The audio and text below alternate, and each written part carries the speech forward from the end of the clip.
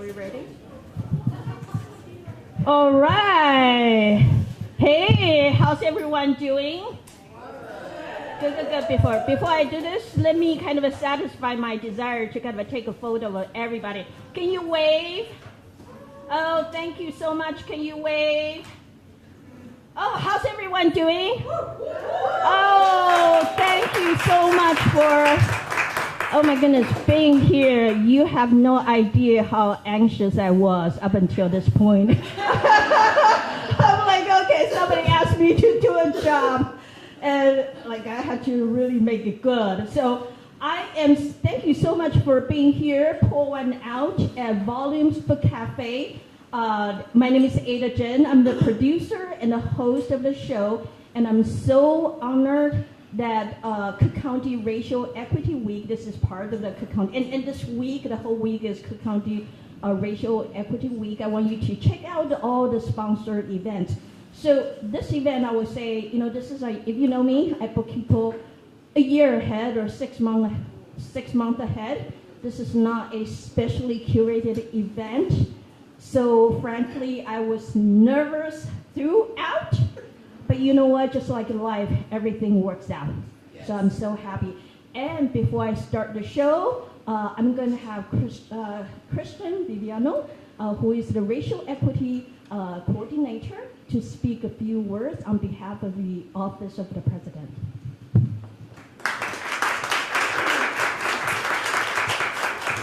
Thank you everyone for coming to this event of Pour One Out, part of the Racial Equity Week. This year, it's the 5th anniversary of Racial Equity Week at Cook County, and this year's theme is Interwoven Narratives, Collective Impact.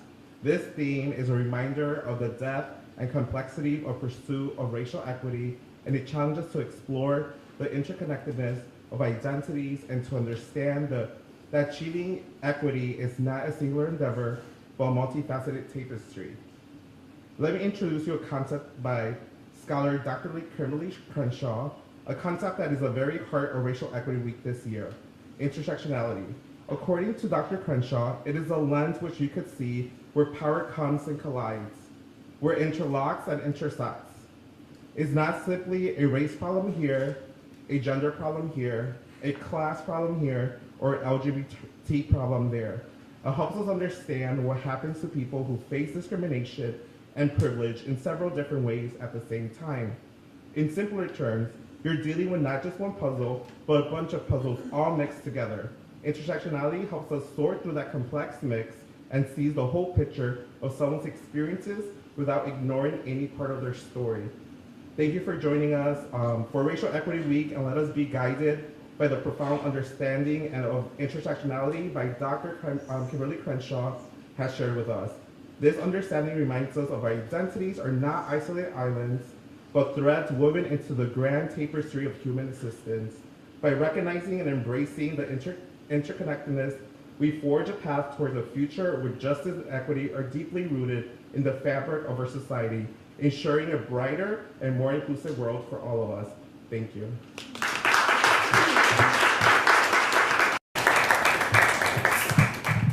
Christian, you just take everything I wanted to say. But I'm like, okay, the show is done. You did all the theorizing. Thank you so much. That was beautiful. And I think I appreciate that you put everything in context and what I do. I'm going to invite a very special person, to give a few words. And if I started crying, that's just me. You know me, I cry all the time. But, I would not have been, I'm going to introduce Denise Barreto, who is the former director of equity and inclusion with the Cook County office. And I literally had to go back to my email to figure out how long we have been working together. Since 2020. And to be honest, when she first invited me, I thought, okay, one-time thing I can do. And then I'm invited back year after year. So I'm able to be here because I benefit from her labor, from her work, from her legacy. So I really want her to be here to speak a few words because this is special to me. So let's welcome Denise.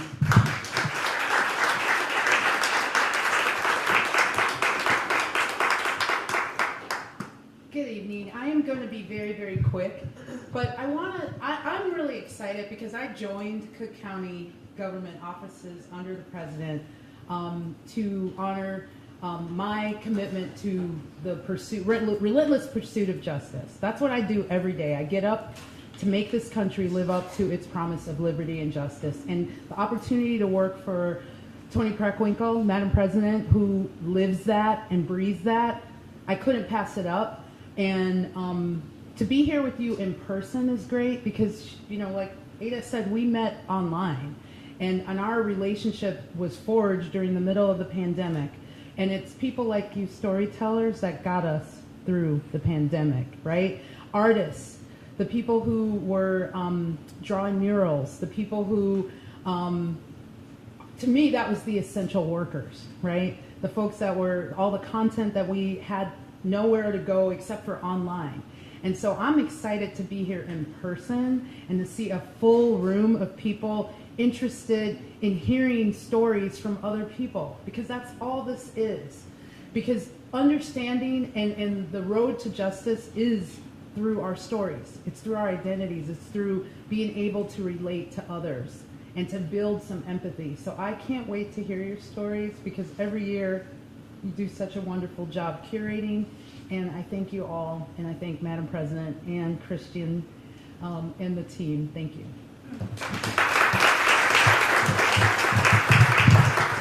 Oh, thank you so much. And please, we're here, you know, have been with this bookstore since 2017.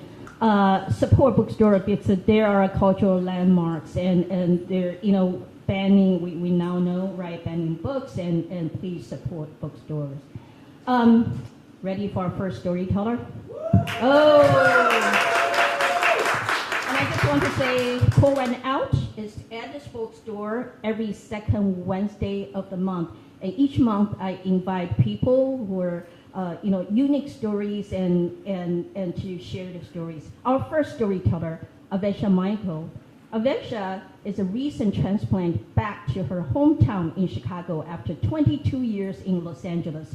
She's a ceramic artist, photographer, writer, and holds an MA in spiritual psychology. She's trained in many healing arts, being certified as a breathwork facilitator and Reiki master. And I have seen Avesha tell stories before, and let's welcome Avesha.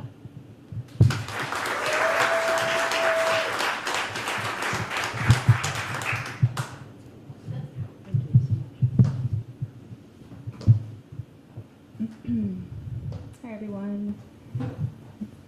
I'll speak louder. Hello, everyone.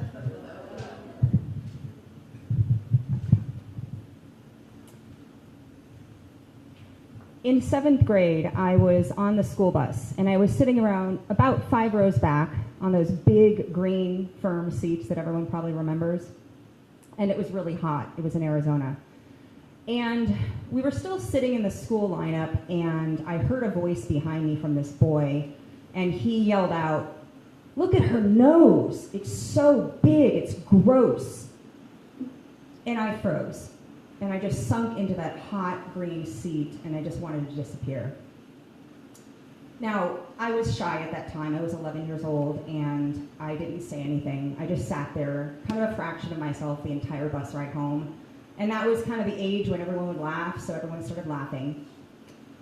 At this time, when I was 11, we had just moved from Chicago to Scottsdale, Arizona. That was a massive culture shock for me. Growing up in a diverse city, growing up poor, which we did, and then landing in Scottsdale, which I just saw in my head as like some desert-laden landscape, and that's not what it was. It was filled with vastly different people than I was used to. It was very, very wealthy, predominantly Christian families, and almost all white. And I just never felt like I fit in from the moment we landed. I grew up not knowing very much about my background or my Jewish roots at all. My parents, before my dad married, they were hippies. They were full-blown hippies, which I'm super grateful for. So much beauty came out of that in my foundation. But what it did do is they left the religion behind and the culture, and I was not raised in any of it. So that really left me with like a lack of identity of self in some ways and a lack of foundation.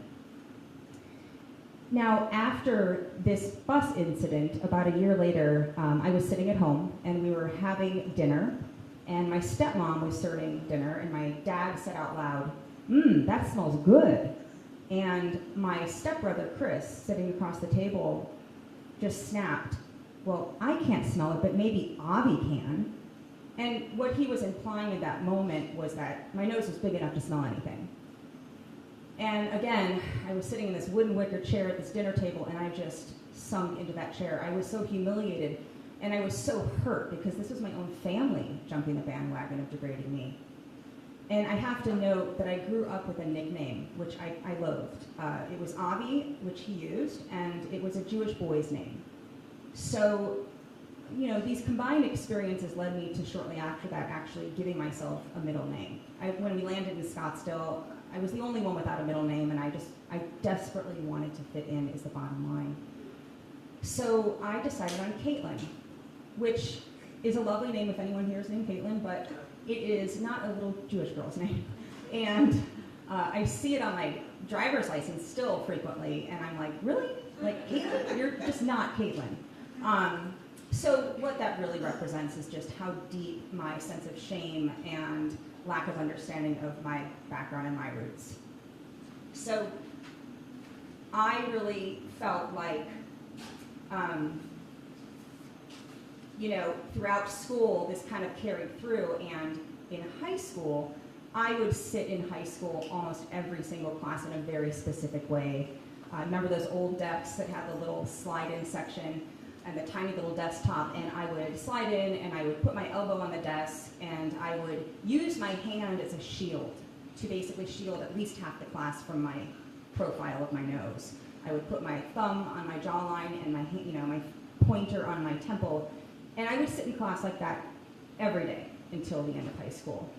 And I just felt like I was trying to hide this part of me that felt like this ostracized part of this nose that I got from my ancestors, but it just felt like I was walking with shame.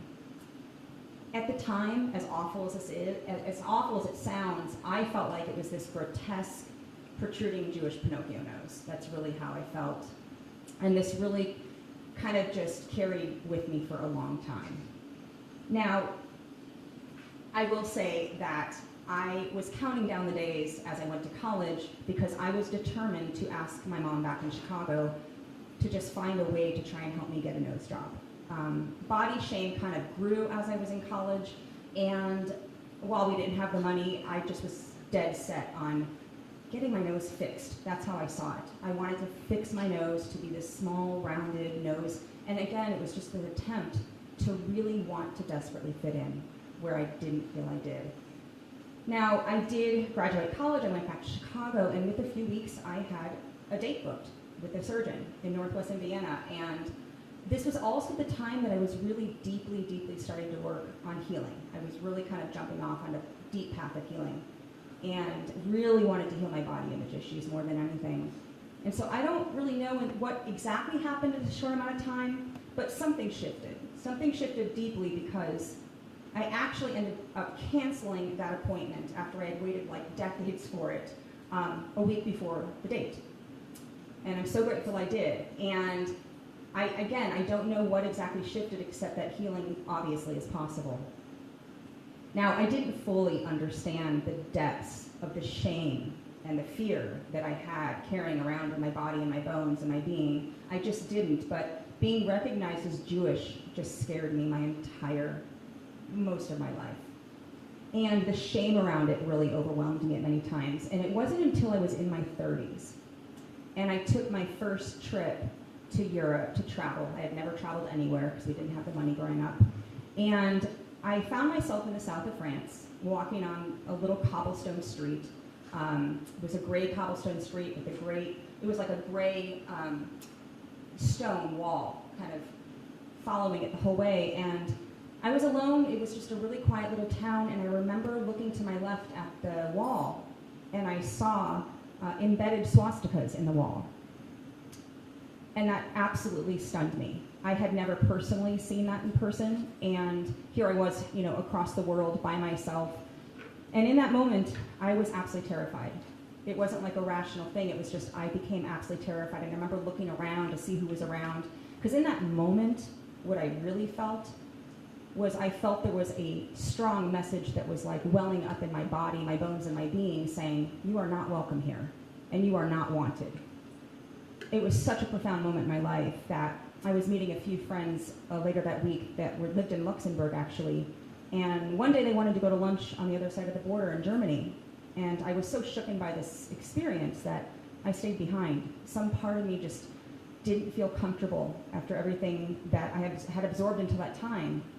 And so this experience really, really stayed with me. And when I came back, to America at the time, that really propelled me into wanting, for the first time in my life, to start researching, to start reading, to start watching documentaries, but particularly to start talking to my ancestors and my family to learn more about who I am and where I came from, like really understand my roots for the first time. Now, this connection to shame and fear that I have carried so much of my life, as I've mentioned, it really, really surfaced even more last year.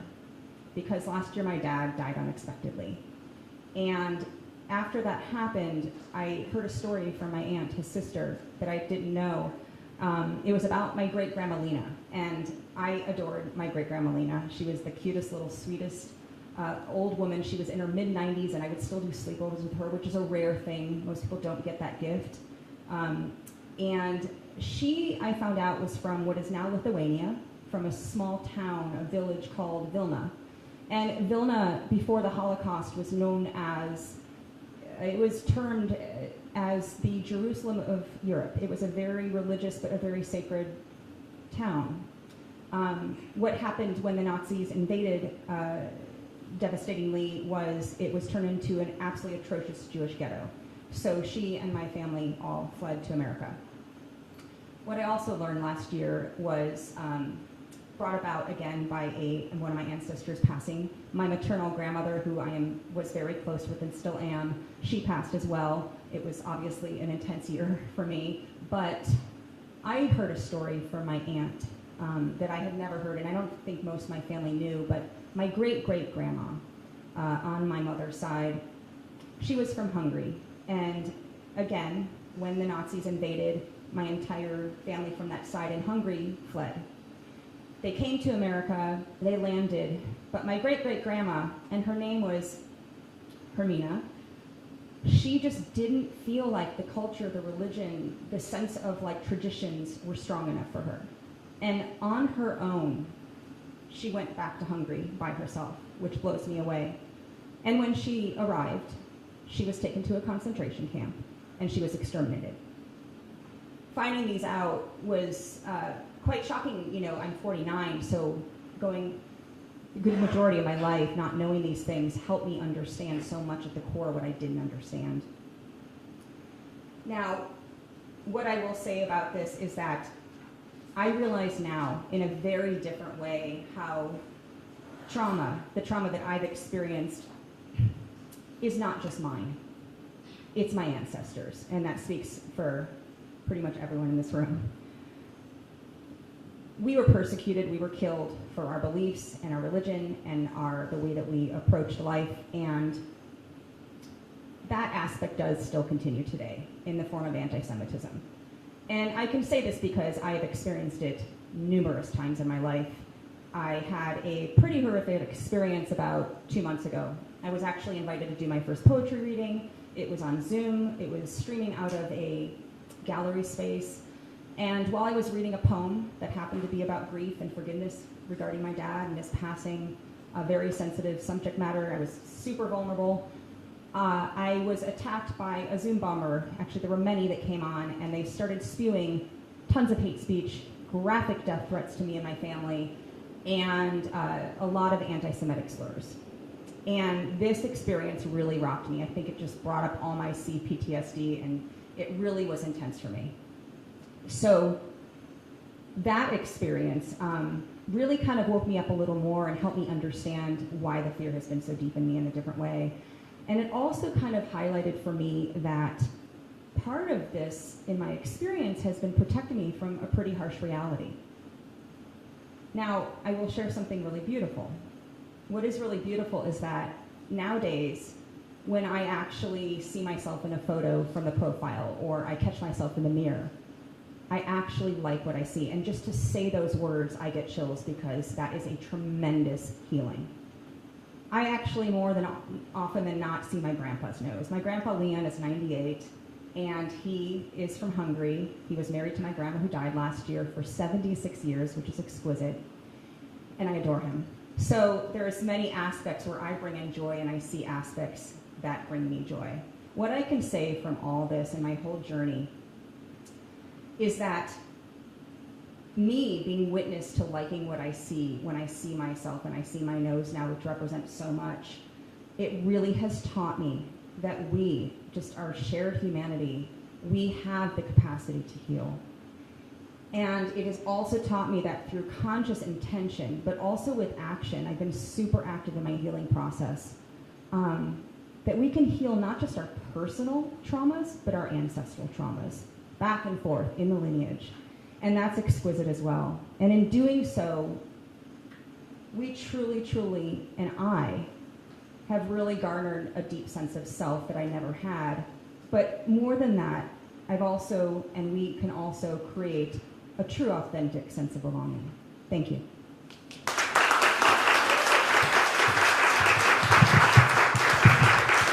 Oh, thank you so much.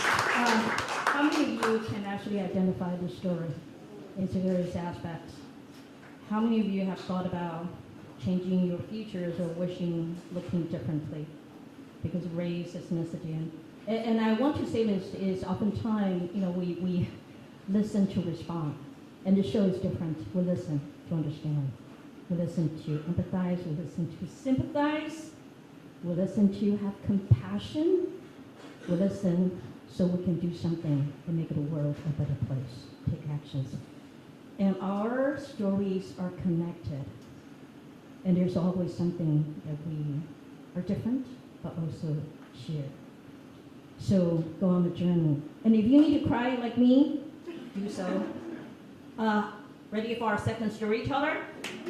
Robbie Priest has lived in Chicago for 1 year by way of Hawaii and Salt Lake City. He's a writer, skier, Formula One fan, and watch enthusiast. Is painfully aware of how these hobbies sound. Current pursuits include living assertively, I like that, planning international travel, I'm doing that, and founding a writers group in which you are welcome. He lives in Printers Row with his beyond beloved wife and their dog. Is your wife here? Ah, welcome. Come up, please.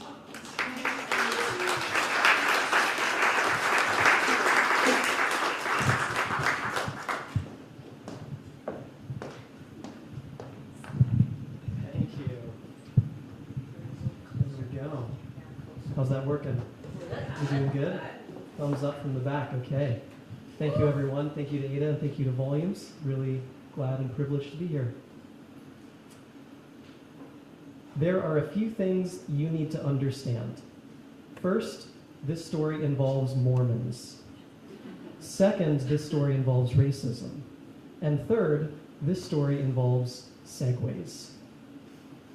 Now you might be wondering what kind of Venn diagram from hell overlaps those three things, so it's good for you that I've got the stage.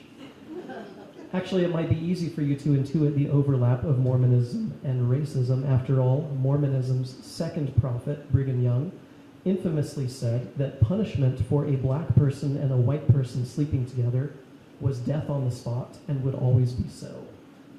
That the religion barred black people from becoming full members until 1978 is fairly well known. It's less well known that Brigham vigorously advocated for the enslavement of Native Americans to be codified in Utah state law. But what does all that have to do with segues? Well, that's where my own story comes into play. First, some background. In 1984, I was born and raised in the Mormon Church.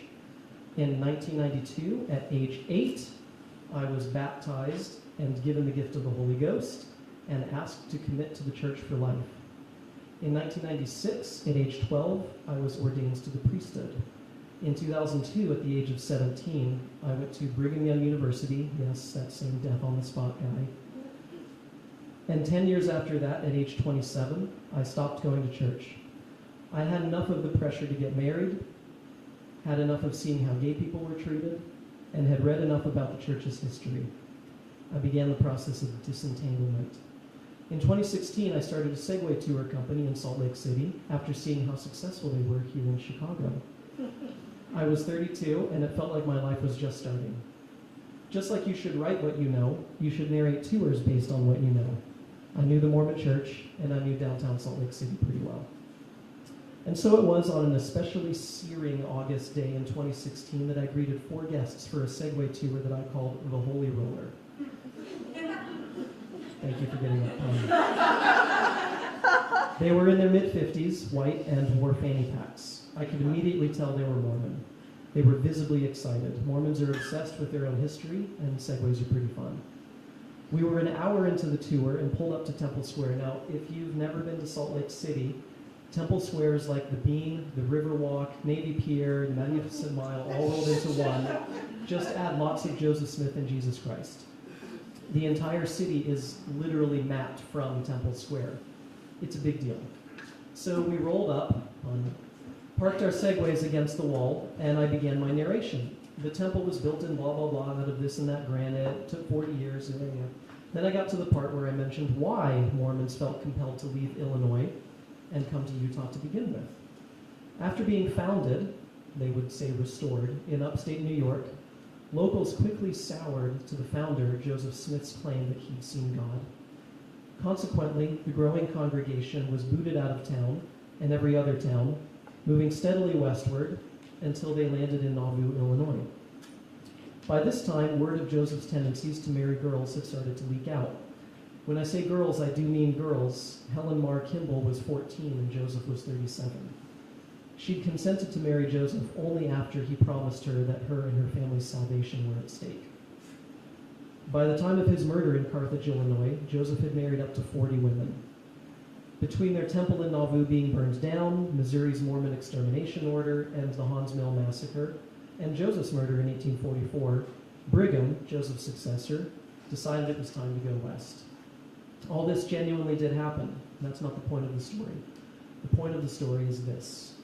It was during this moment of narration about Mormons being persecuted in the 1840s that one of my fanny pack wearing guests looked left, looked right, determined she was in good company and could say what was really on her mind. She grinned knowingly, looked at me and said, "And the blacks think they had it bad. No one ever chased them out of their homes." She laughed and looked at me, her knowledgeable guide for validation. Being the luxury hospitality trained and service-oriented business owner that I was, and given that we still had an hour left of the tour, I knew I had to hold my tongue. But I knew I couldn't hold my tongue. I kindly replied in my best tour guide voice, "Well, I think a lot has to do with how black people arrived in this country to begin with, but anyway, over here is the tabernacle built in blah, blah, blah, blah." It was stunning to me. Had she forgotten about slavery, the Tulsa massacre, and every other detestable thing that black people have endured? Is she maybe writing school curriculum in Florida, or was she just a product of it? Should I have said more? To what end? Should I have stopped the tour and segued us back? Is it my place to speak and act with righteous indignation on behalf of black people? If not me, in that moment, who? If not then when? Did I sacrifice the right thing on the altar of raking in big Segway money? That doesn't exist. Or did a stunned me just do the best I could in a tough moment when I was on stage? I also wondered, do all Mormon people, my people, me in the process of leaving or not, feel that way? And how could this woman, 20 plus years my senior, with more life experience than me, not realize that the suffering of black people does not invalidate the suffering of your people, and vice versa? It's not a zero-sum game. It's not a competition. Nobody wins the oppression game. But your people certainly won the game of systems. Remember that study that showed that the net worth of black people in Boston was something like $8? The Mormon Church is worth at least $100 billion. Mormons may have been persecuted, and they were, but they basically own the state of Utah. And black people are still suffering the effects of redlining, among many other things. So that's how you combine Mormons, racism, and segues. I kept the tour rolling, took my tip at the end, and said goodbye to the guests and their fanny packs. I still wonder today if I did the right thing, but I try to remind myself that it's not down to me to fix everything. It's down to me to do my part and to support others as they do theirs. I'll tell you one thing though, no more segues for me.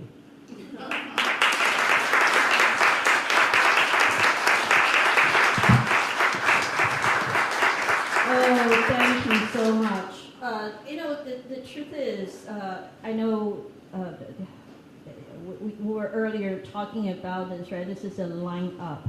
And the truth is, we all have a stake in our collective future. White people, regardless of age, needs to be part of the conversation. And the truth is, no matter what, there's always something race. All of us are racialized. And I want you piece to really for us to think about what's our role, what's our place, what's our responsibility, what's the right thing to do. We may not be perfect, but there's always time to do the right thing. Can we give Priest Robbie a round of applause? How's everyone doing? If I didn't have the Racial Equity Week, I don't think I can get those stories. So, our third storyteller, Meher Rima, is a leader in the anti-violence space and applies the feminist, decolonial, and intersectional lens to her work on equity and justice. She has managed programs and engaged with different marginalized communities to provide strategic guidance on gender justice, immigrant rights, education, and workforce development, language justice, public health, and youth empowerment. Originally from India, Meher has worked in South and Southeast Asia, West and Sub-Saharan Africa, Middle East, and now North America. She brings this vast experience to her work and storytelling. Meher?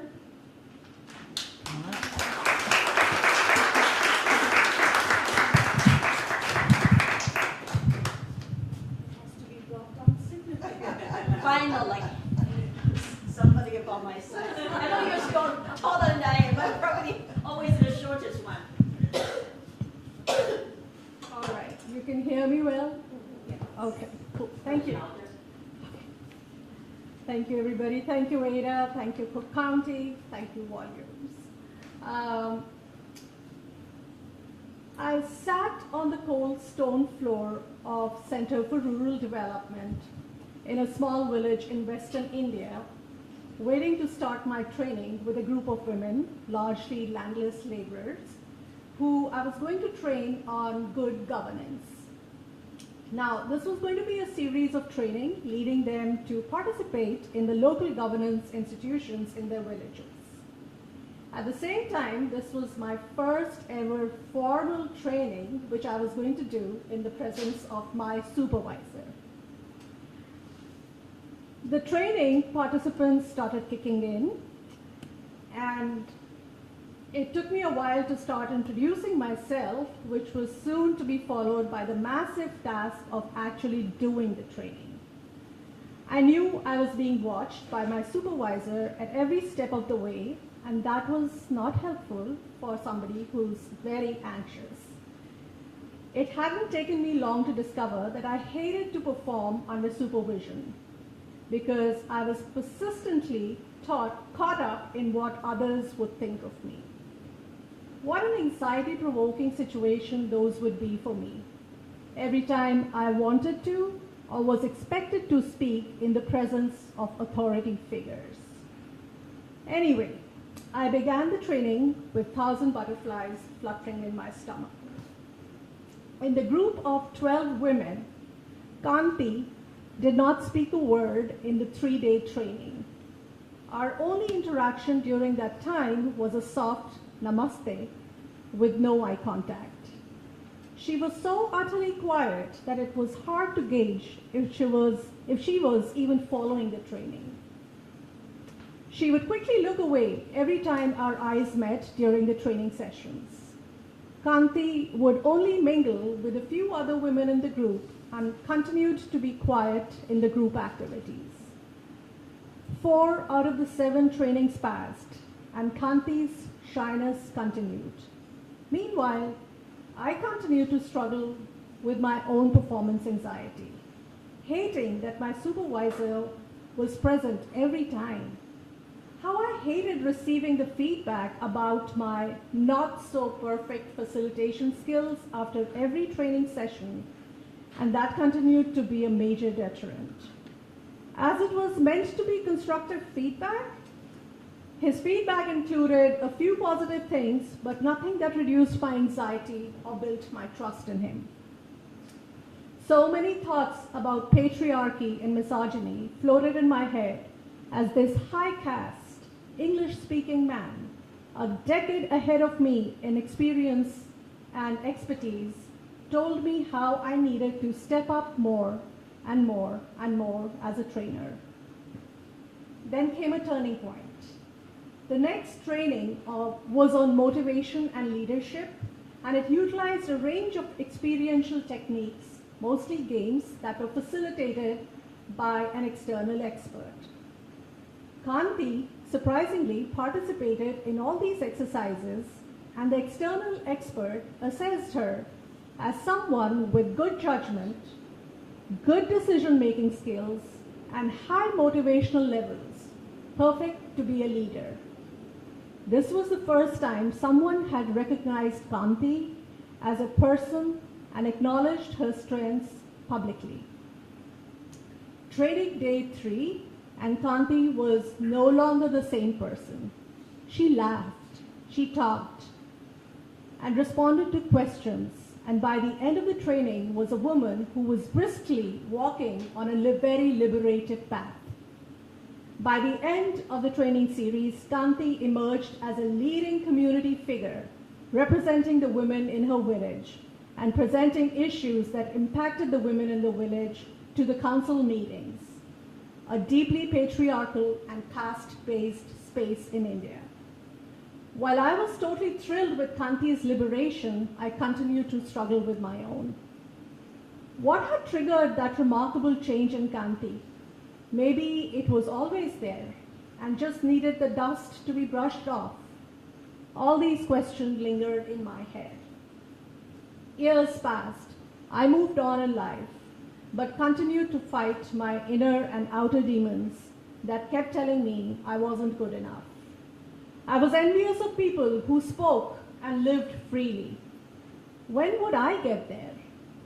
While living in India did not help, moving to the United States was far worse.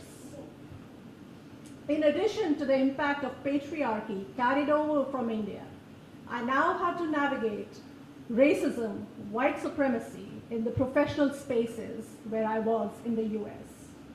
All of this as I dealt with a newly married life, quickly followed by the loss of both my parents. There were many failed attempts to find my place in this new context. These pushed me further into self-doubt and self-pity. Kanti's story continued to haunt me as I remembered her fondly, but also with tremendous envy.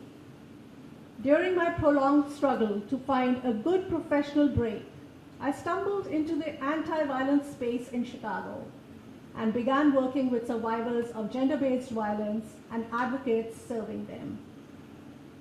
As I navigated this space, serving the minoritized communities in Chicago, their stories of courage, resilience, and liberation blew me away. Their journey of struggles and victories and the opportunity to support them in these journeys started to open some windows in my mind, in my soul. The trust shown by the survivors and these advocates who I managed opened up new vistas for learning, processing, reflection, and growth for me personally and professionally. I noticed a change within me. I had started to feel free and felt joy while sitting in meetings, conducting trainings, and representing my organization.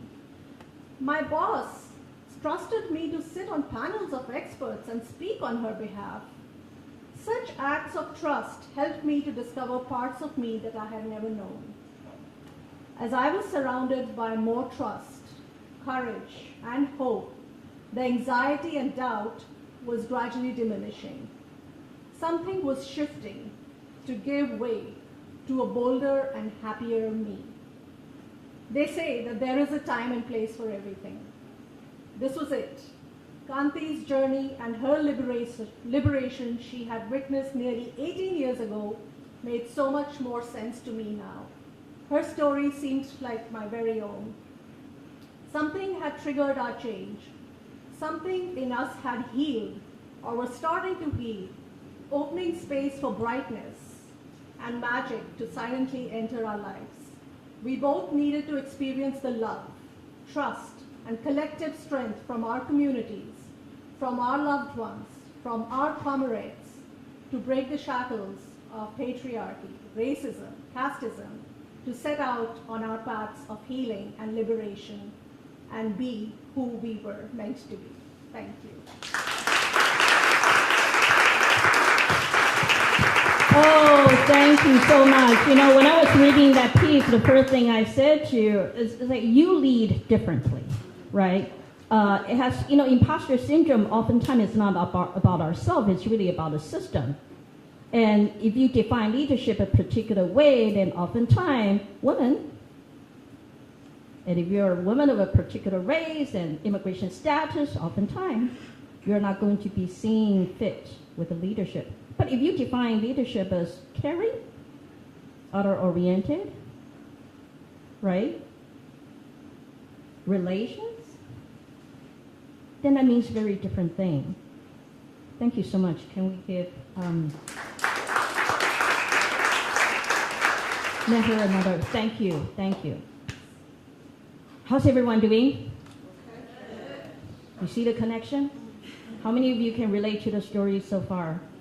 See a bit of you in everybody? We don't need to live each other's lives, but we can always see something in everyone. And that's our common humanity. Our next storyteller, one of my favorites, and you know it's you, right? I just look at you. Moutier, Lowell, and the original, I'm going to say this, the original bio you sent me is a budding storyteller, but you're no longer budding. You mature. You have been telling, and you are everywhere. You are not a budding storyteller. You are a mature, seasoned storyteller who has decided this year, and I'm assuming several years ago, to embrace and accept all the storytelling opportunities that come her way. She gained her storytelling voice during her years in Toastmasters International. She then took a leap of faith and accepted the invitation to join the Chicago affiliate of the National Association of Black Storytellers. And today, I mean, I have invited you so many times, and you're a natural, and she has performed with Philip of Solo, This Much Is True, Do Not Submit, and Pour One Out, as well as in the Goodman Theater Educational Program. Come on.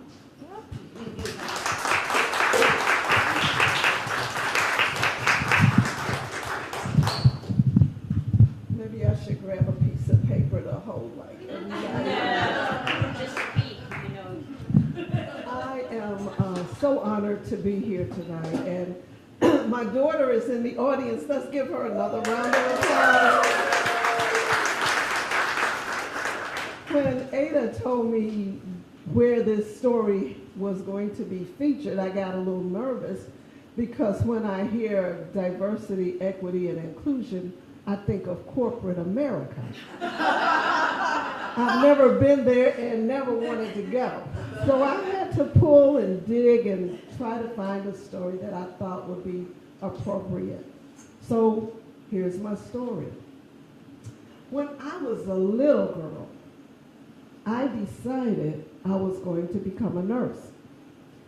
And that was odd because I didn't know any nurses or anything about nursing.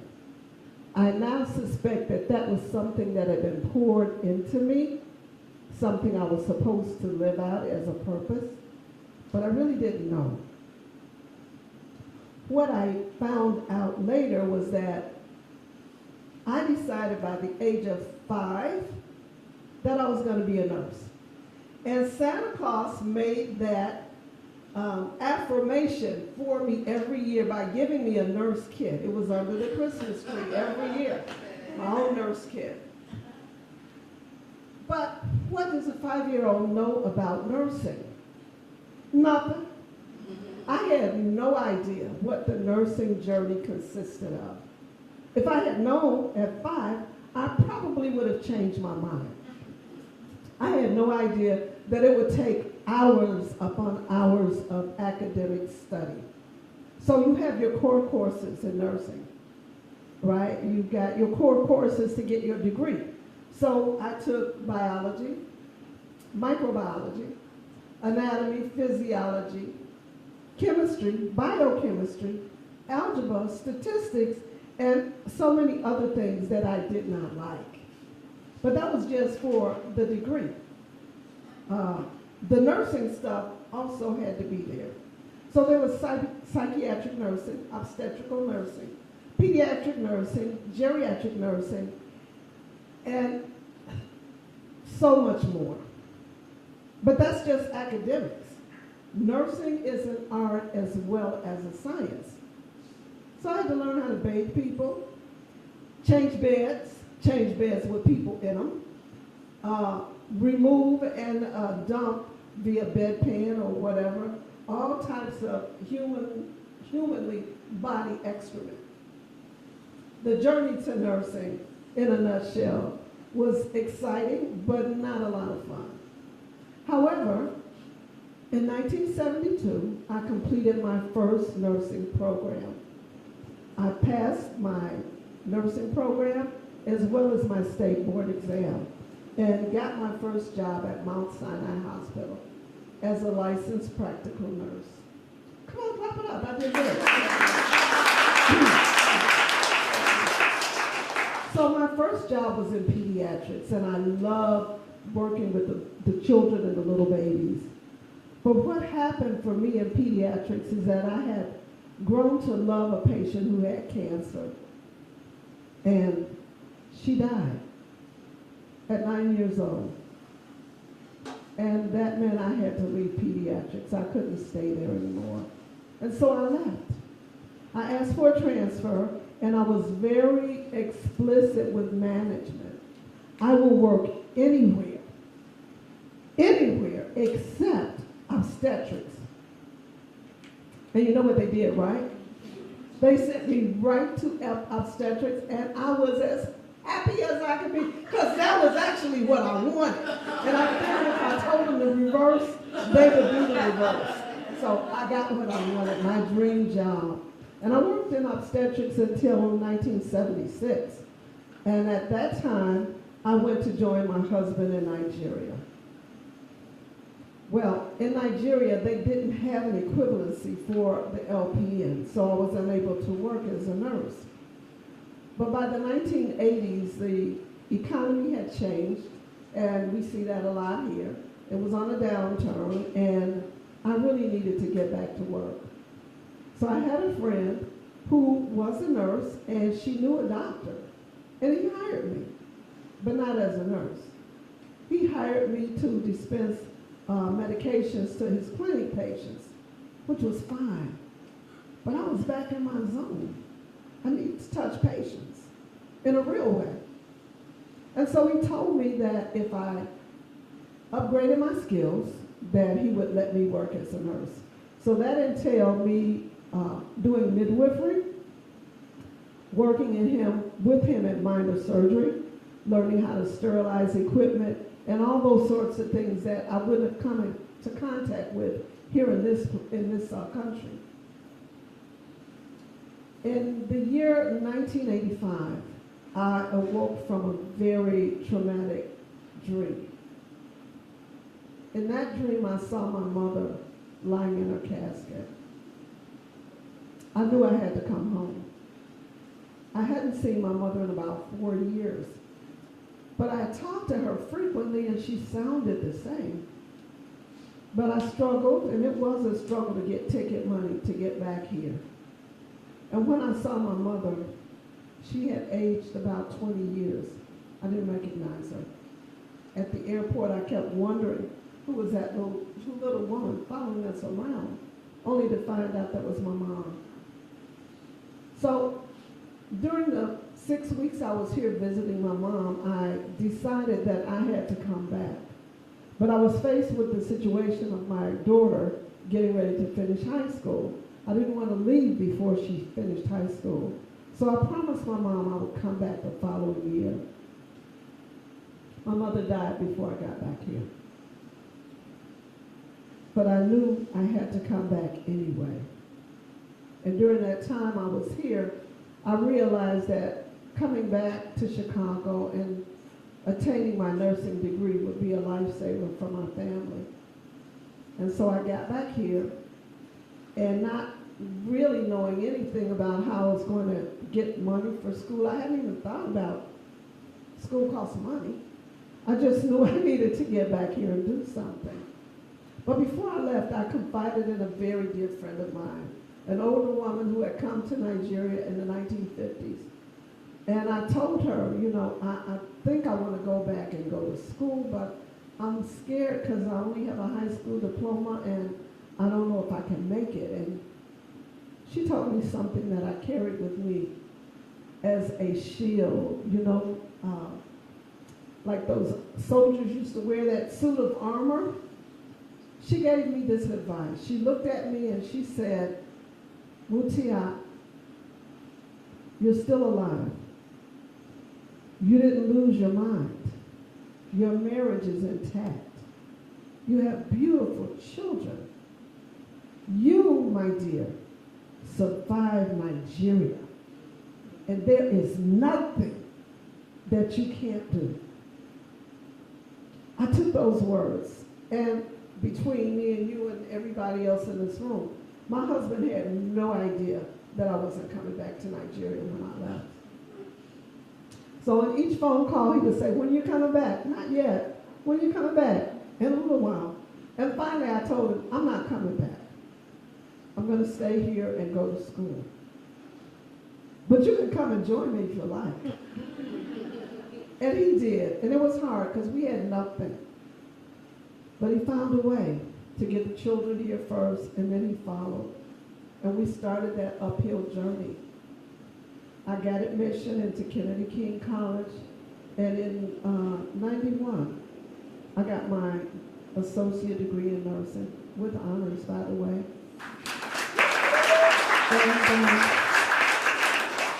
And every time I got afraid about a class or something, I remember what my auntie Sheila told me. You survived Nigeria. You can do anything. So my first job after graduation was at the illustrious University of Chicago. And I mean that. It was an amazing place to work. But as a registered nurse, I saw things that I didn't see as a practical nurse. And I saw this wall. And I saw how white nursing was. And I'm not talking about the uniforms. There were a few occasions I wanted to move out of my unit and transfer to other places, and it just wasn't possible. But that happened to a lot of black nurses. So was it racism? Was it something else? I don't know. I'm not going to even bother about that. But what I do know is after all those years of nursing, I spent 21 years at the University of Chicago. Maybe it was in my 16th or 17th year. One of my nursing managers did something that I thought was utterly, I won't call it insane, I would say it was brave. She took a group of 7 black nurses to a nursing conference with her. She was a white nurse, a great nurse. And I told her I was going to shout her out, and hopefully she'll see this video. June Bradman took 7 medical nurses to the critical care conference. None of us were critical care nurses. We didn't work in critical care. We had never been exposed to it. But she brought a poster presentation, and she wanted her nurses to do it, so we did it. That conference opened me up to a world of nursing I didn't even know existed. There are only few black nurses in critical care. And if you don't believe me, go to some hospitals and see the nurses that work there. They don't look like me. But June took us and she exposed us to that event. And that event changed my life. It was full of education, but more importantly, it was full of nurses who loved nursing. And they loved each other because each of us loved nursing. And every year after she took us, I would go on my own. But you know something else June did? She took her staff with her. The other managers were there, and we all went out to dinner. Anybody familiar with Ruth Chris Steakhouse? Yes. Yeah, oh, y'all got money there. That was my first time going there, and the portions of food were just humongous. But June sat there with her staff of 7 black nurses and her friends who were managers in other departments and gave us something that we otherwise wouldn't have been privy to. Out of all those years of nursing, I never felt like I was a part of that big white entity. But that trip made a difference in me. So June Bradman, shout out is for you, girl. I'm shouting you out because not only did you show me what humanity looked like, you showed me what nursing looked like, you showed me what leadership looks like. And I thank you for it. Thank you.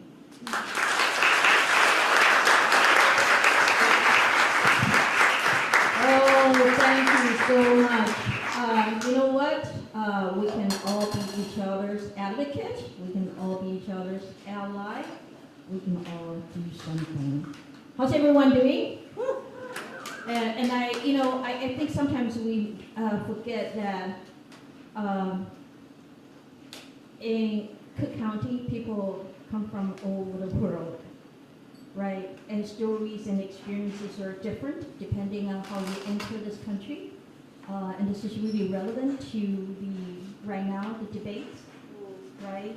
And really think about, our own positionality, our own experiences, and how that is, shared, but also different from others, and how we can make the world a better place. And that's really what this is about, is that we listen to understand, we put ourselves in other people's shoes. How's everyone doing? Good, good? All right.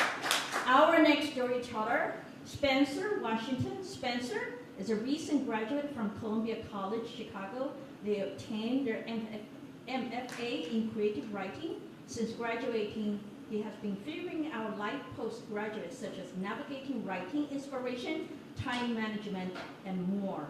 And recently, they were published in Salty World newsletter and spend your free time watching YouTube video essays. I love that. Coming up.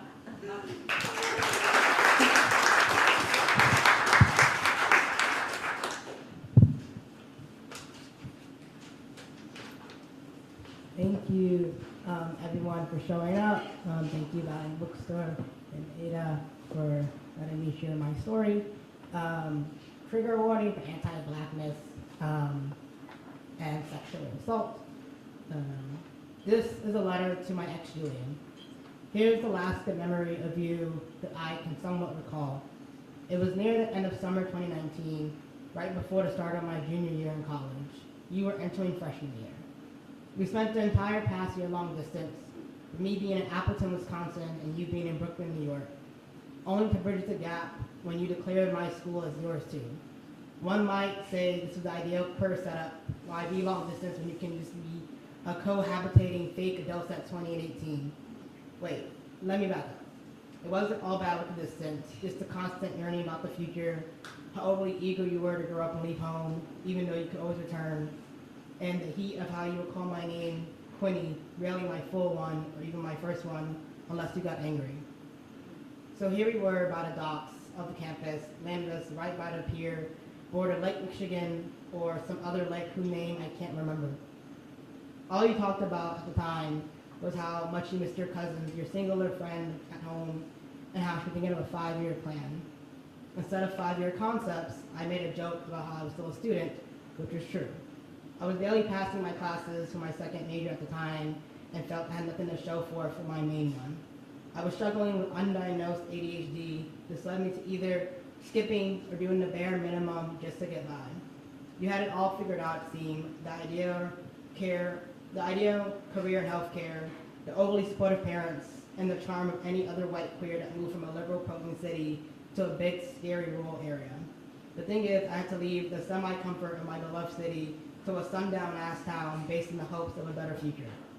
You left out of pure judgment of your parents and felt you had to prove a point. I saw the way people in the college town looked down at us when we held hands in public, or the way you with friends would start debates on issues of poverty or wanted to appear woke. What a joke. I didn't feel heard by you nor respected the second you got to campus, because while you wanted all this space, I felt lost in parts of my identity since you were now consuming many parts of my life. You muttered how much you loved me while our toes were dancing on the edge of the chill water, and I think back to the sly smirk because you always liked my smile. It was the last day I can account for being good because the last time you were generally nice to me. Before the cockiness set in, before you believed you were smarter than me, or that your allyship meant more than my safety in my black body. I used to vouch that love is love, not just in terms of queerness, but also interracial couples. You made my first queer relationship as a black trans mass individual a nightmare.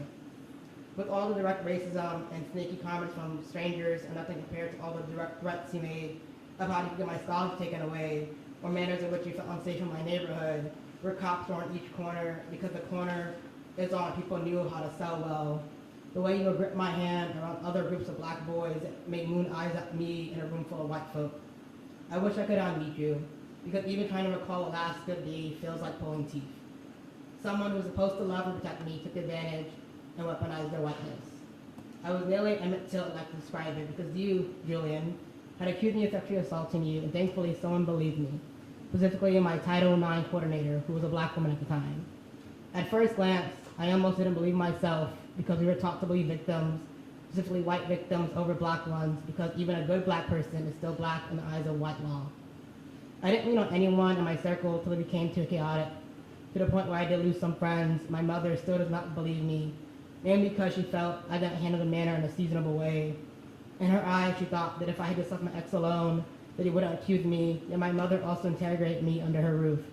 This led me to spending the rest of my senior year on campus to self-heal and try to forget how exiled I felt between spaces that I used to call home. In order to move on for the trauma, I spent the past 2 years in therapy, specifically focused on trauma, queerness, and white spaces as a black queer person. Even attempted to try to date other white people, yet I still couldn't stomach the idea.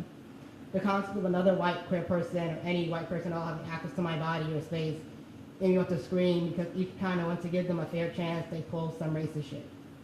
It's now been 4 years ongoing to still peace with the concept of a white person finding me attractive. It always feels like a ploy to attack my blackness, my masculinity, my identity, and my pure existence.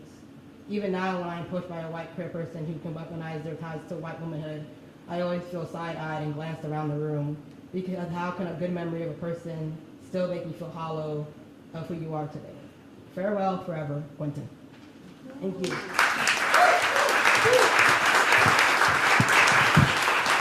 Oh, thank you so much. I really want us to think about equity, white supremacy, racism, and prejudice bias through very different contexts, right? Whether it is at work or whether it is through our personal relationship, even the way we think about our body, our own existence. And dating, relationships oftentimes is where racial politics comes in. And I think these past few years, I had to really wrestle with it as an Asian woman. Right? What does that mean? And it's something to think about. Racism, prejudice, equity issues, not just something out there. It's how we struggle with our daily decisions, including whom we date, right? How we choose partnership, how we make our decision in terms of solidarity. Thank you so much.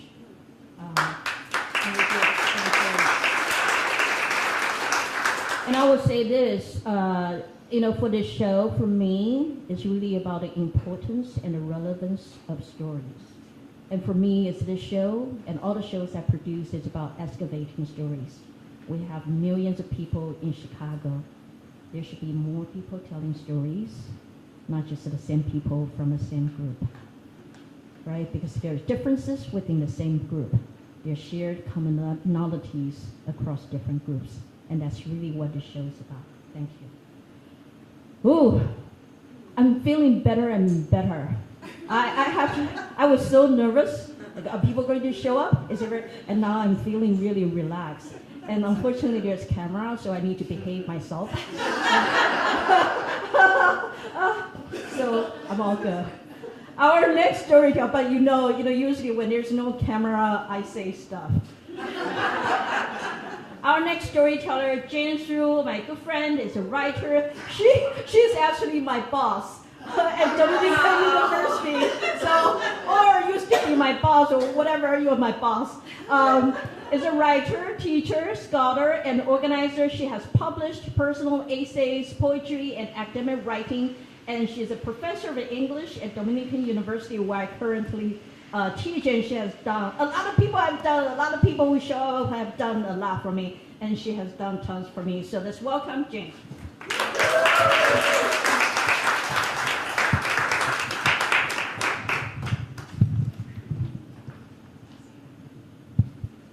Thanks, Ada. First of all, I want to thank Ada. She's thanking everybody, but thank you, Ada, for inviting me to tell my story along with these amazing other storytellers. So honored to be part of this group tonight. And Ada does a lot of work organizing this event, giving us feedback, doing the publicity to get all of you out here too. So let's give thanks, round of applause to Ada. Yes, why don't But anyway, thank you all for being here tonight, especially my lovely friends and my lovely Dominican students who came out to support. They're here? They are! Oh. There's at least Who one. is from Dominican University? Oh! Jacob from your class. You got A plus. Extra credit. Okay. My story is called Everything I Know About Race, Gender, and Sex I Learned from Duran Duran. Are there any Duran Duran fans out here? Come on, oh my gosh, Duran Duran. Like, talk about intersectionality, cuts across like all. My one visual aid for my presentation, my story is a color photocopy of Duran Duran's album, Seven and the Ragged Tiger. Because I looked in my albums and I guess I don't have it anymore or whatever, and to buy it on Amazon, it's like $40, and it's not like next day shipping. So anyway, I made a color photocopy. It will play a role in the story. I grew up in the 1980s in the largely white middle-class town of El Toro in South Orange County, California, about half an hour south of Disneyland. Sometime when I was about 10 to 13 years old, I told my Chinese-Taiwanese immigrant mom, I'm not going to marry a Chinese guy. I'm going to marry someone who's white. I also told my mom around the same years, I don't think you need to wait until you're married to have sex. And then she said, I think if you love someone, it's okay. My mom reacted in horror and consternation, her mouth round like an O and voice raised. What are you talking about? You can't have sex until you're married. So where at this young age did I get my ideas about attraction, love, sex, and marriage? Those little things. From British New Wave music, of course. Also, what compelled me to tell my mom my attitude towards sex, especially at these tween years, as she never talked about it with me? Really. My parents and family of origin are evangelical Christian, more intersectionality in religion, maybe bordering on fundamentalist. Sometimes it's hard to tell the difference, I guess. I grew up in a bilingual Chinese-American evangelical Christian church. When I was around 7, at church we watched a movie that showed a young man who listened to rock music, maybe heavy metal, and I got him into all sorts of trouble. He said that the music making him dance around was from Satan. Well, I think that was the gist of it anyway, this movie. So rock music was bad in my household. We listened to and sang a lot of church hymns, and classical music was okay. My two sisters and I took piano lessons surprise, being in a Chinese-Taiwanese family. My father liked to say, outside our house is America, but inside it's Chinese. My best friends who lived across the street, a sister whom I'll call Yvonne and a brother I'll call Daniel, was a family I thought of as American and from which I got a taste of American culture. Their father was tall, white, and middle-aged and loved to work in his garage workshop restoring vintage Mustang cars. Their mother made a delicious traditional Thanksgiving dinner and perfectly round and even pancakes on the griddle on the weekends. The wallpaper, the pancakes I made were not so round and perfect from the box, the Bizquick box. The wallpaper on Yvonne's room was yellow plaid with daisies, and I greatly coveted her Barbie camper van. All the stuff about Barbie lately. Daniel had blue wallpaper, and I greatly coveted his outer space Lego set complete with rocket, as I myself only had Lego blocks. My sister, whom I'll call April, was 2 years older than me, and since Daniel was her age and Yvonne was 3 years older than they were, the three of them formed the original group, which I tagged along with, youngest member of the group. Yvonne and Daniel turned April onto new wave music, like Duran Duran, the Go-Go's, Adam Ant, and Bananarama, and later, bands like Depeche Mode and Bauhaus. After we watched that movie that said rock music was from the devil, I taunted April at church because she listened to bad music. Well, I did not yet listen to this bad music. One day, a couple years later, though, hanging out in Yvonne's yellow-themed bedroom, we were listening to Duran Duran's album, Seven and the Ragged Tiger. I stared at the record cover at the 5 white British men. Nick Rhodes in his snakeskin suit, John Taylor, so tall and smolderingly handsome, with his red leather gloves. And it hit me like a lightning bolt. My crush on these men, especially John Taylor, my favorite, and the hook of Simon Le Bon's croon on the song New Moon on Monday. From then on, I was a devoted Duranie, what they called their diehard fans. My first live concert was seeing Duran Duran at Irvine Meadows Amphitheater. I was 13 and had spent weeks finding my outfit to wear to the concert, which was a 2-piece bright red dress that had a midriff-bearing tank top. I know this is really hard for my students to imagine their 50-year-old professor, but I was 13.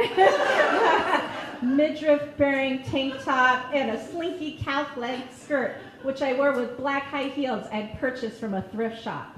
In Orange County at Los Angeles in the 1980s, I learned early as a girl how to objectify myself by focusing on my appearance in order to be attractive to boys and men.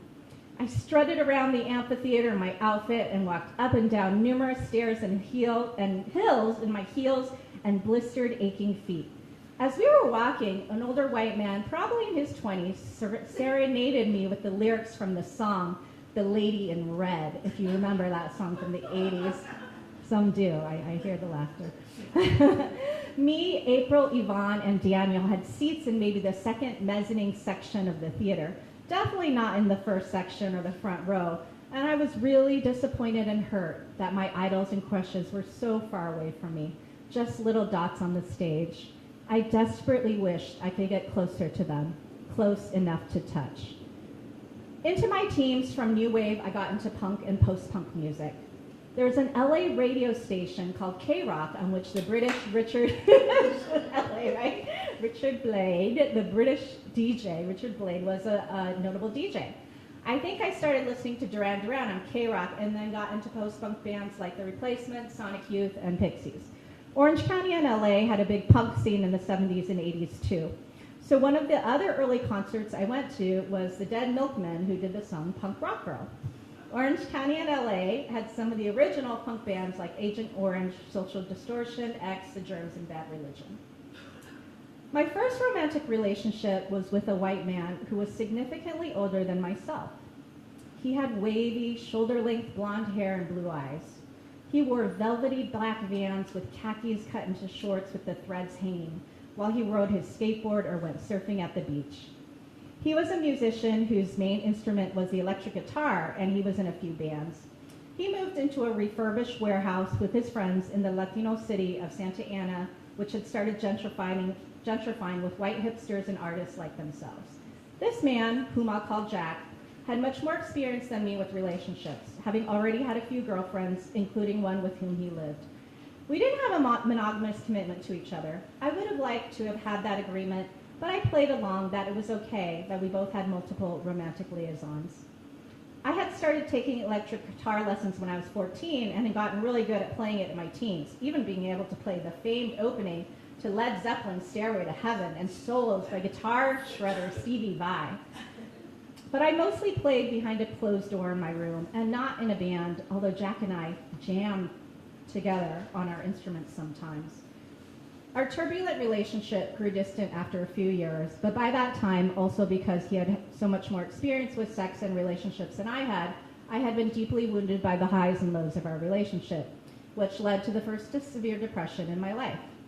I think Jack was aware enough not to exoticize me as an Asian female, unlike other white men with yellow fever who used their pickup lines on me. But the significant difference in our age and experience did give Jack more power in our relationship. So, the moral of the story is, like what I told my mother at age 10, I did end up marrying a Chinese man. Some of you know him. I don't know if you're watching on the live stream. Well, Chinese American and second generation like myself. I like to think, though, I could have married a man of any racial background, white too, and hopefully not succumb to the racial and gender stereotypes I was brought up with, such as white men are sexy, powerful, and desirable, Asian men are emasculated, nerdy, and unsexy, as well as other stereotypes of Black, Latino, and Native American men. We need to interrogate our pop culture idols, as they have a huge effect on how we think about race, gender, sex. And also, I still love you, John Taylor.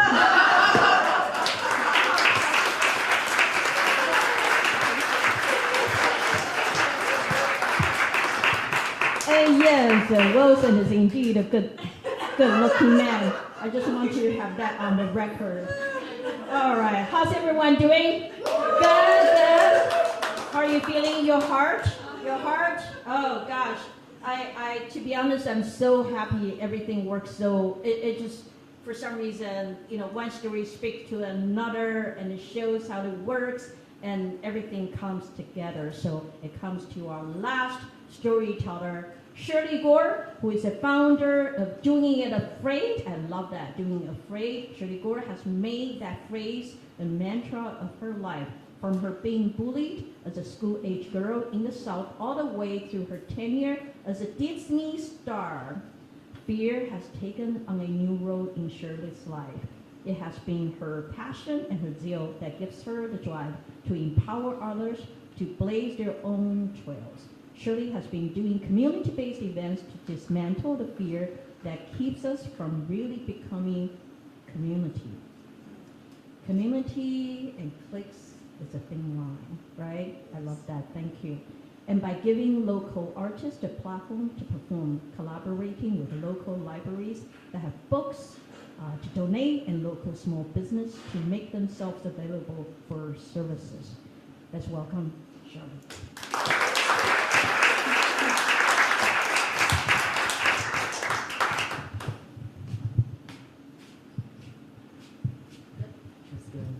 Good evening. I know it's a cool night. I said good evening. Good evening. How is everyone? Good. These have been some amazing stories. Thank you all. I've learned something from every single story about who I am, who you are, right? Because we never know who we're sitting beside and what their stories are, and also realizing that we are more alike than we are different. So I just want to say thank you to Ada for giving me this opportunity. My story, I realized, was a little bit shorter than everyone else's, so there's a short snippet that you have not read yet that will tie it all together. So my story starts at the age of 5. That old gag, right? 5. I'm sure we've all gone through something at the age of 5. So my mother's in the kitchen cooking one of our favorite meals. And she says, gosh, I forgot something. I forgot the milk for the cornbread. So at the age of 5, we want to be mommy's little helper. I don't care who you are, we just want to help. So I realized, okay, checklist, what does mom need to get to the store? Keys. So I'm running around looking for keys, and I look on the top of the mantle, and there's mommy's keys. So then I'm like, okay, so what do I need to get these keys as a 5-year-old off? So I drag this chair from the corner of the room, and I step on top of the stool, and I reach for the keys, and as I pull this light switch, I see the light bulb shaking. It shakes, and then it comes down and falls on my face. So then, at the age of 5, I knew something had happened, but wasn't quite sure exactly what. So I get down, and I see blood dripping, and I immediately go to my mom, and she's screaming, and I'm still like, what's wrong? You know, shock probably for me. And she scoops me up and is screaming, my baby. And so there was a part of me that just loved the moment of her calling me her baby. I'm one of 7. So to even have that traumatic but beautiful moment with my mother where she's saying my baby, I remember looking up at her smiling, and she's like, ah, and I'm like. So she calls my dad. He runs home from a meeting. My brothers and sisters are running, looking for things. She's screaming and reaching for towels. She's holding my face. And at that point, my dad was in law school. My mom was momming 7 children. So we didn't have money to go to the hospital, right? So we were extremely religious at this point. So they put the towel on my face and drove straight to the bishop's house. I'm laying across this bishop's lap, and I remember her say, go get my Bible and go get my prayer cloth. So I'm laying in her lap. At this point, I'm realizing what's happened, and I'm screaming, and I'm crying, and I see my mom, and they're telling me don't touch it, but you know, don't touch it means touch it, right? So they're praying over me feverishly, everyone. I just remember seeing all of this energy come my way. So by the end of the night, I was asleep. My parents had taken me home, and I woke up to my dad in one ear and my mom in the other ear saying, you're beautiful. You're brave. This scar does not make you. You're exactly where you're supposed to be, doing what you are supposed to be doing. You will change lives. So I took that mantra with me. Who knew then, at 5, that those were the voices that I would need to get through life. So I took those mantras with me all the way through grade school into the 8th grade, where this story starts. So I'm in the 8th grade, and it's time for Student Government Association elections. And in the 8th grade, everybody wants to be the SGA president. It doesn't matter if you have any talents. It doesn't matter if you have friends. You just know you want to run for something. So this is me wanting to run for something. And I had 2 amazing friends, Donna and Sabrina. So they're saying, girl, you got this. Ooh, girl, what you going to wear? Ooh, your hair. What you going to do with your hair? Oh, my goodness. So even if it wasn't about the speech, it was about what I was going to do with my hair and what I was going to wear. So in this moment, I'm saying, oh my God, I don't know. Now you got me thinking, what am I going to do with my hair? What can I do at 12 that my mom's not going to be like, take that down. I'm going to do it, right? So then at that moment, it became, okay, I have to write a speech. What's going to set me aside from everyone else beside this scar on my face? I'm seeing everybody rehearse, right? Everyone was either a cheerleader, was either on the basketball team, which automatically meant their votes were going to go straight through the roof. And then there's me and Donna and Sabrina, just like this, the Bopsy twins, where we're just like, we can do anything. We can do, we were those friends. And so in that moment, I began to write and rewrite my speech. So I said, okay, Shirley, you got this. Don't forget, You're brave. You're beautiful. You're worth it. And you're going to need this resilience to get through what you were going to have to do in life. So I began to write the speech and rewrite the speech and rewrite the speech. I laid about 15 outfits on the bed, pulling from my sister's closet, pulling from everybody's closet, laying them on the bed. Found the favorite outfit that I was going to wear. My mom did my hair early that night, and I think I was in bed by 6:45. I don't even know if the sun was down yet, but it was almost like Christmas. So I woke up the next morning before the alarm, and I run downstairs, and it's just me and my mom. And if you are a product of being, not being the only child, you know how precious those moments are when it's just you and mom. Any other time in life, when it wasn't just me and mom, my feeling was, sometimes I feel like a motherless child. Sometimes I feel like a motherless child. Sometimes I feel like a motherless child. A long, long way from home. I go downstairs, breakfast is made. She looks at me and she goes, "You are beautiful, Shirley. Look at you." And I'm like, "Me? This whole thing?" And I knew it took me 2 weeks to come up with this outfit and the concept, but you know how we are. This whole thing, I just threw this on. And she's like, "Shirley, don't forget, you're resilient, you're brave, you're smart, you got this." So I get on the bus, I get off the bus, and it was like there was a red carpet that was rolled out for me in front of this middle school. And I promise you, I heard, "Shirley, you can't tell by the way I move my legs." And I'm coming down the red carpet, going into the school. You couldn't tell me anything. This wasn't like, there was no fear. There was no fear at all. I was like, this is the day. This is it. Look at my shoes. Check out my hair. This is the day. And I go through those doors, and I can't find Donna or Sabrina. So now I'm like, wait a minute. Where is everybody? So I said, "Okay, Shirley, you're resilient, you're smart, you can do this." We get into every single class. Every class, of course, passes like this. When you have something that you don't want to do, time speeds up. So I get through to every class, the bell rings, and the hallways are flooded. So I'm like, Donna or Sabrina, the one day that I gotta do something, and of course they're not here, and then their heads pop up. And so I'm looking at them across the hallway, I'm halfway to them, and I hear the bell ring, and it's like, "Shirley Barnes, please report to the auditorium so we can all get together and walk together." So I'm like, wait a minute, I can't have this so important powwow with my best girlfriends to give me the oomph that I needed.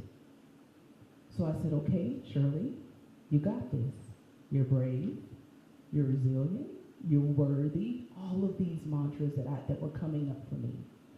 So we get into the auditorium, and I see all of these people that had been like rehearsing, and this in the 80s, all of these boy groups were huge. So there was these boys just like doing all of these dances, and they were spinning on their back and landing on their sides, and I was like, I can't do that. But I remember that I was a good shower singer. Who in here is a good shower singer? Yeah, we know what that's like. We know, "Baby, you're a firework." It's like, okay, great, I'm a firework. So I said, "Okay, Shirley, use your shower singing to get you where you needed to be." So as everyone is going, and of course, I was the last one to go. Thank you, Ada, for triggering me. I was the last person to go. So I go up there, and I'm just kind of shaking it off, and I do this amazing speech. And so I said, "Okay, it's time for the grand finale." So in 1992, Whitney Houston, who remembers Whitney Houston? Yeah, amazing. She deserves an applause, yes. was amazing singers. And I remember hearing my sister sing I'm Every Woman. And I was like, okay, I can rewrite that to fit my script. So I go up there and I'm like, okay, whatever you want, whatever you need, anything you want done, students, I'll do it naturally, 'cause I'm every student. It's all in me. It's all in me.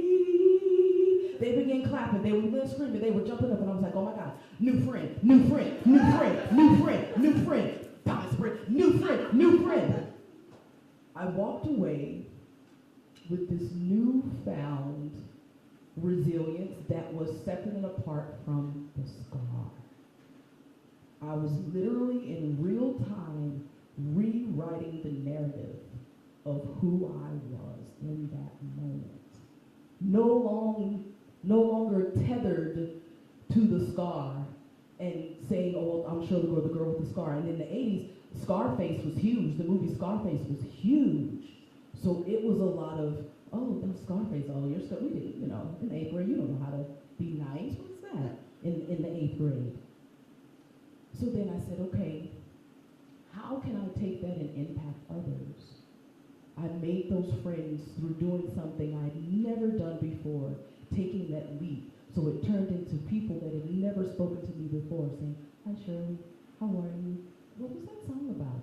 They didn't care what the song was about. They just kind of wanted to be tethered to me, which was a beautiful, beautiful moment. And who knew? And it broke the barriers of race. I had no friends outside of my race, but music broke that.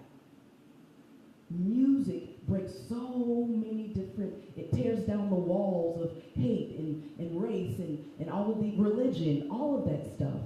So at that moment, I had an Asian friend named Sam Tep, and who knew that would come in handy because his parents, like a month later, opened up a Chinese restaurant right across the street from my house.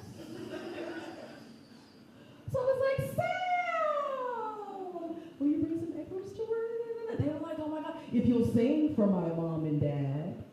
So that even became a bargaining chip for me, a currency, if you will. At the age of 12, money's not a real currency, but my talent, my gift, the thing that allowed me to go on stage and become someone else became a currency for me at 12. So who knew the next day my guidance counselor comes to me, the guidance counselor that had never spoken to me. She was white. She came to me and said, I believe in you, Shirley. I think you should audition for Governor School for the Arts. It's an art school, 4-year program.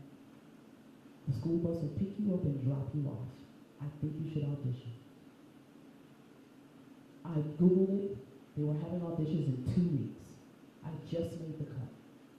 So I said, why not? I'm not going to rewrite it. I'm going to do the same song that got me here. So in 2 weeks, I went and did the same song. And it got me there, and it got me through the entire program.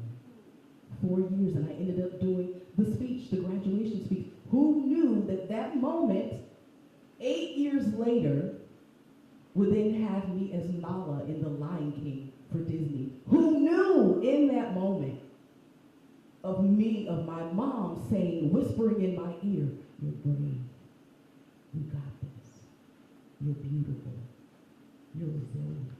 I had no idea then that I would take that small whisper, because we have those small, still voices that visit us, that are ancestral. Who knew that in that moment that it would get me through so many different auditions of life?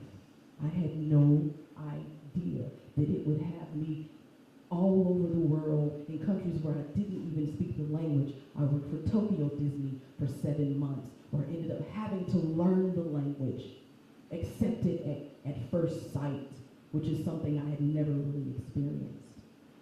So here I am, telling other stories of how music can literally tear down those walls, can literally bring people together.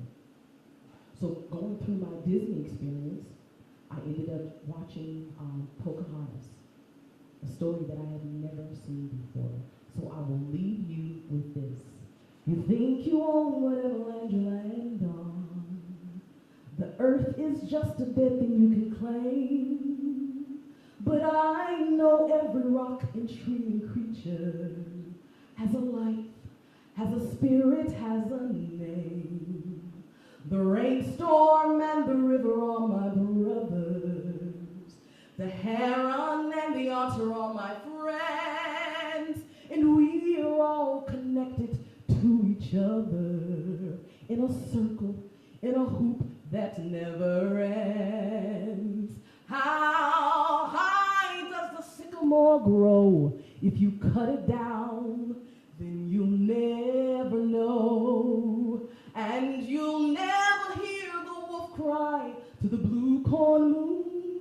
Forever we are white or copper skin.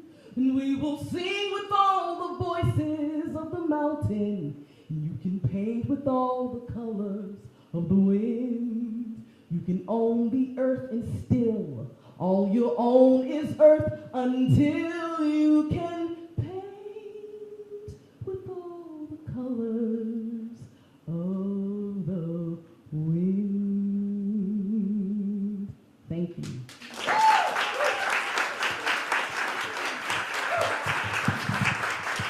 Can you imagine a storytelling show with music? Thank you everybody for being here. We're here every second Wednesday of the month. And please come support and please check out all other events. I want to thank Christian. I want to thank Denise. Are you still here? Oh, she left. Oh, she got wonderful. So, hey, good night, everybody. Thank you and best of luck.